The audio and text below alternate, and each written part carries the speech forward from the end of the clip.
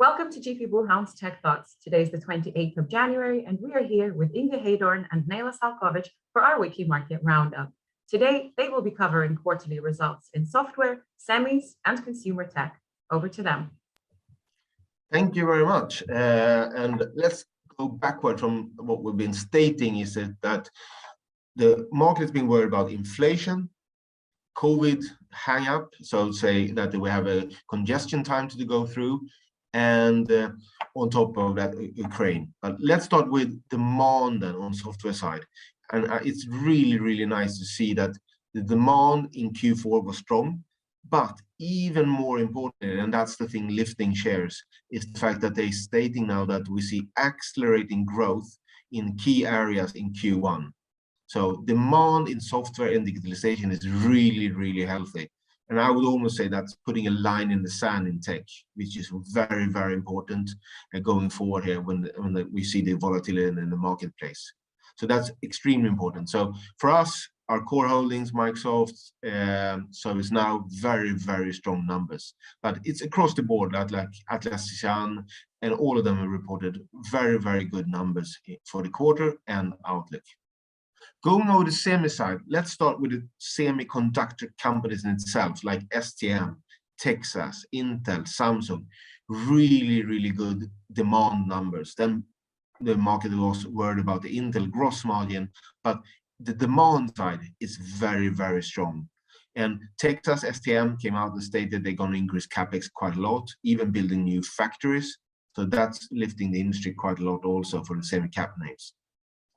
Intel and Samsung has not given us numbers yet. Intel will do that during the Cap Markets Day in February, and Samsung will come out later because they're still evaluating how much they will spend and what type of strategy they will use to respond to the TSMC numbers we saw before, 44 billion, and Intel coming out being very aggressive. But behind this, we can definitely see what's going on. Intel's factory in Ireland is going live in June, July. You can see a lot of recruitments if you Google it, and the first tubes are going in there. And that's the first 10mm factory that's going to be up and running with EUV and 7nm. So going over the semi-capital equipment names, that's where we have seen the market being disappointed because supply issues in the end of December and January because of Omicron. Yes, that's bad news. Q4 numbers were in line with expectations. Q1 guidance are slightly weaker, but full year guidance are in line. And even more importantly is that the order backlogs are stronger and companies are indicating now also growth for 2023, which is very much in line with our view, given what we see on the political front with the CHIPS Acts, the pipelines, and the demand in the marketplace. So I think even if we've seen drops in share prices short term, I think we're definitely going to see turnarounds in these names, and they are quite cheap on cash flow multiples, P multiples, and so on. So handing over to Nejla. Thank you, Inge. Okay, so let's talk a little bit about Apple. So Apple reported last night. And it was the biggest revenue for any quarter in its history, driven by sales of the iPhone 13 lineups. Apple posted a 123.9 billion in revenue with earnings per share of 2.10, beating Wall Street expectations of 118 and 1.89. Apple recorded a profit of $34.6 billion, which is also a record. Apple was China's top-selling smartphone brand in the 20 and 21 final quarter, taking the top spot in the world's largest mobile market for the first time since 2015. They further believe that they expect supply chain constraints to be less in the March quarter than the December quarter. Looking at the services revenue, which only comprised with about 15% of overall revenue, that seems to be trending in the wrong direction. But I assume that's because they had a huge revenue beat.